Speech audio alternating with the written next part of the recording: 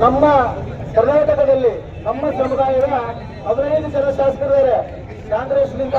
ಅದೇ ರೀತಿ ಸಂಸದರು ಹಾಗೂ ಮತ್ತು ಎಂಎಲ್ಸಿಗಳು ಕೂಡ ಇದ್ದಾರೆ. ನಾವೆಲ್ಲ ತಿಳ್ಕೋಬೇಕು, ಹೋದ ಸರ್ಕಾರದಲ್ಲಿ ಏನು ಬಿಜೆಪಿ ಸರ್ಕಾರ ಇತ್ತಲ್ಲ, ಆವಾಗ ನಮ್ಮ ಗುರುಗಳ ಪ್ರತಿಭಟನೆ ಕುರಿತಾಗ ಅವರು ಸತಾಯಿಸಿ ನಮಗೆ ಕೊಟ್ಟಾಗ ನಮ್ಮ ಸಮಾಜ ಒಂದು ತೀರ್ಮಾನ ಮಾಡಿತ್ತು. ನಮ್ಮ ಸಮಾಜ ಇವತ್ತು ಪ್ರಜ್ಞಾವಂತವಾಗಿದೆ. ನಾವು ತಿಳ್ಕೊಳ್ಳಿ, ಆ ಗುರುಗಳಿಗೆ ನಮ್ಮ ಸತಾಯಿಸಿ ಮೀಸಲಾತಿಕೊಂಡಿತ್ತು. ಆ ಸಂದರ್ಭದಲ್ಲಿ ಇಡೀ ಬಿಜೆಪಿ ಸರ್ಕಾರವನ್ನು ಮರಿಕಳಿಸಿಬಿಟ್ಟು ನಮ್ಮ ಸಮಾಜ. ಈಗ ಈಗ ಒಂದು ಸತ್ಯ ಹೊಸ ಸರ್ಕಾರ ಇದೆ, ಅದಕ್ಕೂ ಕೂಡ ಅದೇ ಗತಿ ಬರ್ತದೆ. ಮುಂದಿನ ದಿನಮಾನದಲ್ಲಿ ನಮ್ಮ ಸಮಾಜಕ್ಕೆ ನ್ಯಾಯಯುತ ಬೇಡಿಕೆ ಇದೆ. ನಮ್ಮ ಗೆಜೆಟೆಡ್ ಇದೆ, ಗೆಜೆಟೆಡ್ ಇದ್ದರೆ ಮಾತ್ರ ನಮಗೆ ಕೊಡಿ.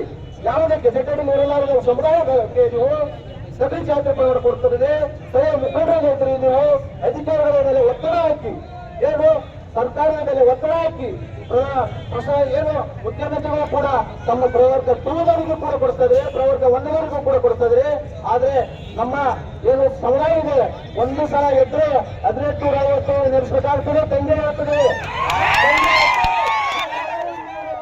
ನೀವು ಬೆರಳಿಗೆ ಒಂದು ಸಮಯ ಆದ್ರೂ ನಾವು ಸಹಿಸ್ಕೊಳ್ತೀವಿ. ಯಾಕಂದ್ರೆ ನಮ್ಮಲ್ಲಿ ರಾಜ್ಯದ ಗುಣ ಇದೆ, ಸಹಿಸ್ಕೊಳ್ತೀವಿ. ಆದ್ರೆ ಮುಂದೆ ಇದೇ ರೀತಿ ನೀವು ಮುಂದುವರೆದ್ರೆ ನಿಮ್ಗೆ ಸಮಸ್ಯೆ ಆಗ್ತದೆ. ಅಂದ್ರೆ ಈ ಒಂದು ನಕಲಿ ಜಾತಿ ಪ್ರಮಾಣ ಬಂದ್ರಿಂದ ನಮ್ಮ ಶಾಲೆಯ ಮಕ್ಕಳಿಗೆ ತೊಂದರೆ ಆಗ್ತದೆ, ಅವರಿಗೆ ಪ್ರವೇಶ ಸಿಗೋದಿಲ್ಲ. ಅದೇ ರೀತಿ ರಾಜಕೀಯದಲ್ಲಿ ಕೂಡ ಗ್ರಾಮ ಪಂಚಾಯತಿ, ತಾಲೂಕು ಪಂಚಾಯತಿ, ಜಿಲ್ಲಾ ಪಂಚಾಯತಿ ಎಲ್ಲ ಸ್ಥಾನ ಕೊಡ್ತೀವಿ. ಅಂದ್ರೆ ಬೇರೆ ನಿರ್ವಹಿಸಬೇಕಾಗ್ತದೆ. ಅದೇ ಜಡ್ಪಿ ಎಲ್ಲ ಅಷ್ಟೇ, ಎಂಎಲ್ಎ ಸ್ಥಾನ ಕೂಡ ಕಳ್ಕೊಳ್ತಿದ್ವಿ. ಅವತ್ತು ಬೇರೆ ಅನುದಾನ ನಿಂತಿರ್ಬೇಕಾಗ್ತದೆ. ನೀವೆಲ್ಲ ವಿಚಾರ ಮಾಡಿ ಬರೀ ಯಾಕಿರಲ್ಲ. ಮುಂದಿನ ದಿನಮಾನದಲ್ಲಿ ಯಾರು ಶಾಸಕರ ಮೇಲೆ ಮುಂದೆ ಕುಂದಿರ್ತೀವಿ, ಅವ್ರಿಗೆ ಚೀವೇ ಹಾಕ್ತೀವಿ, ಉಳ್ತೀವಿ ಮಾಡ್ತೀವಿ. ಹಿಂಗೆ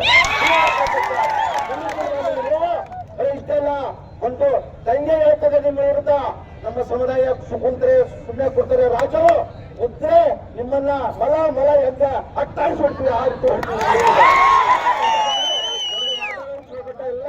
ನನ್ನ ಸಮಾಜಕ್ಕೆ ಕೈಯೊಂದಿಸಿ ನನ್ನ ಮಾತೃ ಜೈ ವಾಲ್ಮೀಕಿ.